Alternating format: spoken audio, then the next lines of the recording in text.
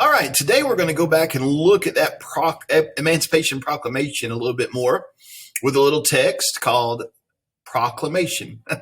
Proclamation. So take a look at this picture here. This is a group of former slaves in Virginia shortly after freeing themselves during the Civil War. So imagine what they're feeling right there. They are free. Those are slaves. These were people who had no rights, no freedom whatsoever, and they're free. Now, it doesn't mean it's easy because now they got to find food and places to live and things like that. But it feels good to be free, I guarantee you. So let's read about this Emancipation Proclamation, and then you'll have some questions to go along with this text today, okay? Before I get hoarse, I'm going to take a sip of water. There we go. Excuse me. All right. Abraham Lincoln's opinion on slavery is one of the most debated subjects of the Civil War. When Lincoln ran for president in 1860, he ran as an anti-slavery candidate. However, he made it clear that while he was against the spread of slavery into territories, he was not in favor of doing away with slavery where it already existed. So remember, as he ran for president, his goal was to try to keep the country together. It was not originally to end slavery. It was to keep the country together. And he knew if he was running for president, if he said, when I become president, we're going to get rid of all slavery, then the South would definitely secede. Well, they did anyway, but that would have even made it worse. So his goal when he first ran for president was just to keep the country together.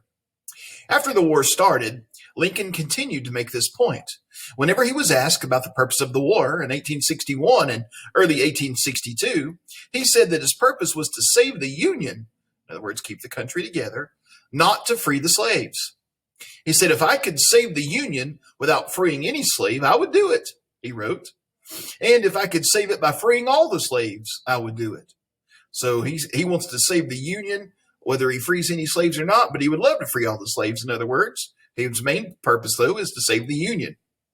As the war dragged on and more Americans died in it, many people told Lincoln he should make the abolition of slavery the goal of the Union cause. This war with the slaveholders can never be brought to a desirable termination. In other words, it's not going to end until slavery, the guilty cause of all our national troubles, has been totally and forever abolished, wrote Frederick Douglass, abolitionist, the one who visited with Abraham Lincoln. He said, President Lincoln, you need to make ending slavery your main goal of this war. Otherwise, our problems are never going to end. And in July 1862, Lincoln decided he would issue a proclamation freeing slaves in the South, but not in border states such as Maryland or Kentucky.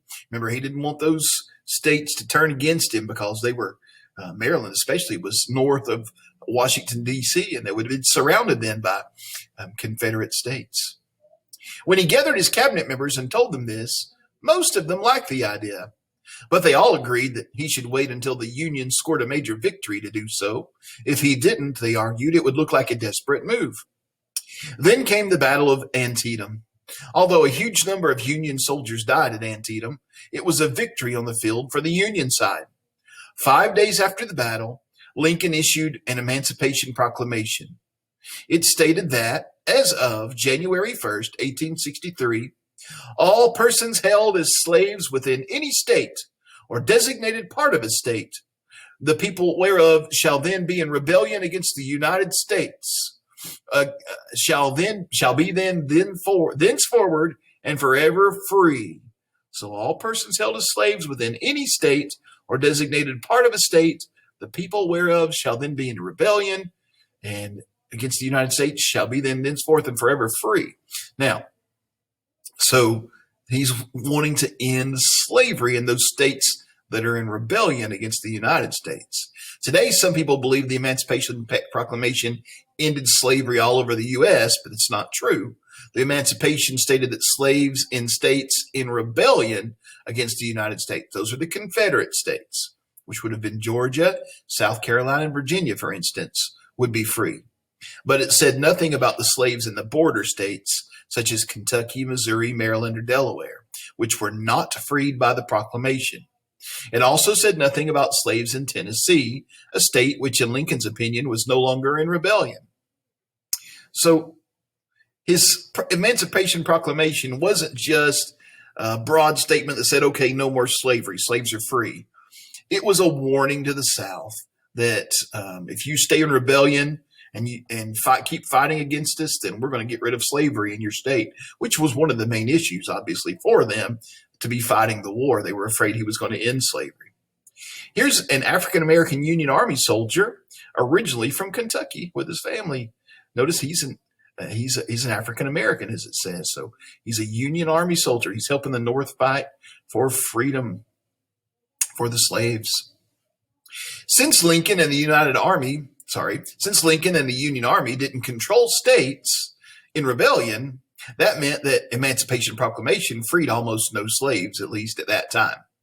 However, the proclamation did three important things. First, it made it clear that the Civil War was about abolishing slavery. It became the reason for the war. We're going to get rid of slavery in our country. Number two, it made it clear that if the Union won the war, slavery was going to be abolished all over the United States. And thirdly, it stated that former slaves could enlist in the Union Army, like the guy we just saw in the picture. If you used to be a slave, you can help the Union Army fight for your freedom. People in the South were angry about Lincoln's proclamation. They saw it as Lincoln's way of trying to get slaves to rebel against their slaveholders. Many in the North were thrilled by the proclamation.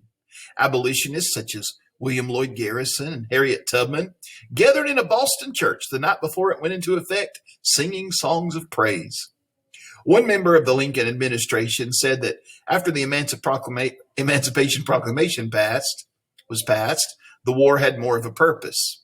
It was no longer a question of the Union as it was that it was, that's confusing. It was no longer a question of the Union as it was that was to be reestablished. In other words, they weren't trying to save the Union and still have slaves. They were wanting to save the Union and not save it as it was, but even better, as they start the United States all over again without slavery. If that makes sense, said John Hay, Lincoln's secretary. It was the Union as it should be, that is to say, washed clean from its original sin. We were now the armed liberators of millions. That's kind of confusing. Let me restate that there.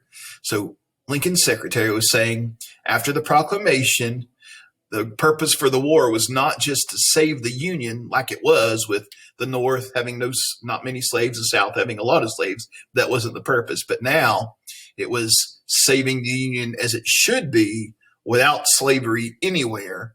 And so now all of those fighting for the North are armed liberators, or they're fighting for the freedom of millions. Of course, talking about the slaves. That's what that means right there. Here's colored troops at Fort Lincoln in Washington, D.C. during the war.